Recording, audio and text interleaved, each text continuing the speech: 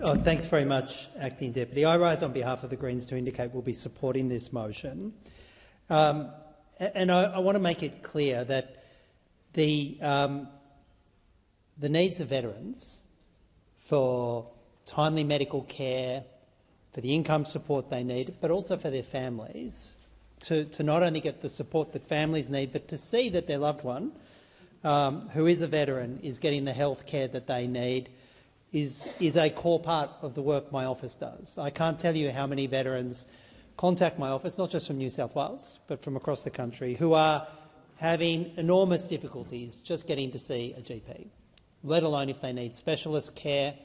And indeed, the lack of psychiatric care is not only a crisis situation for veterans, it's a crisis situation for so many people across the country.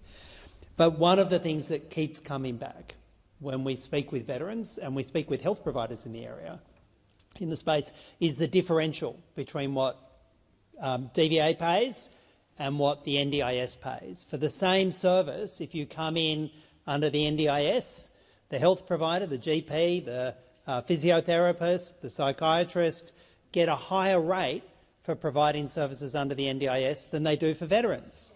And what that means is that veterans go to the back of the queue if they can even get onto the queue. This has been a long-running problem for veterans across the country.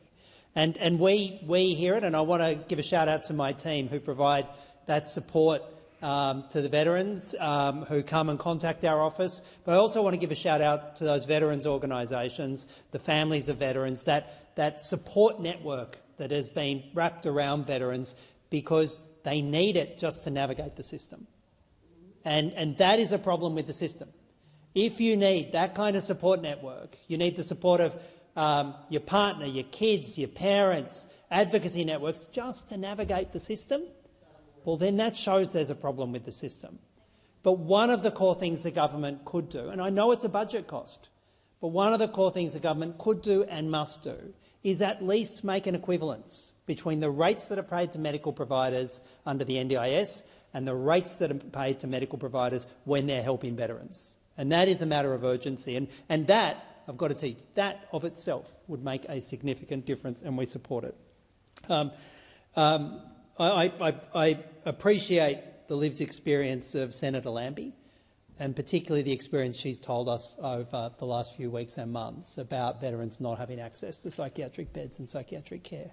We know that serving, one of the risks of serving can be significant psychological trauma, PTSD and other trauma. And if we are going to ask veterans to serve knowing that's a likely risk of service, there must be a commitment to providing the health supports, the supports they need when they're in service and when they end service. And that should be a non-negotiable. If we ask people to do this work and know that risk is in place, the services need to be there, and veterans need to know that those services are there. When it comes to point F, calling on the government to immediately implement the Royal Commission recommendations, recognising that further delay is placing veterans' lives at risk, we absolutely support the intent of that. My only minor quibble with that is that I actually don't think we can immediately implement all of them, because they require co-design with veterans, and they require some time and some co-design with veterans. And I think that is important. In this space, we've seen the government previously, at the end of the last parliament, rush forward ahead of that co-design, and it creates suspicion and it creates anxiety.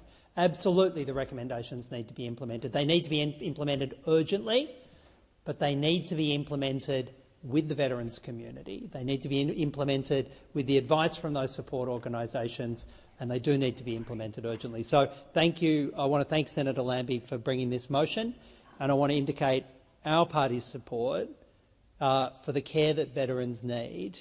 And I stress again, if nothing else comes from this motion but an urgency in the government to ensure the same rates are paid to veterans as are paid under the NDIS, then that'll be a win for veterans.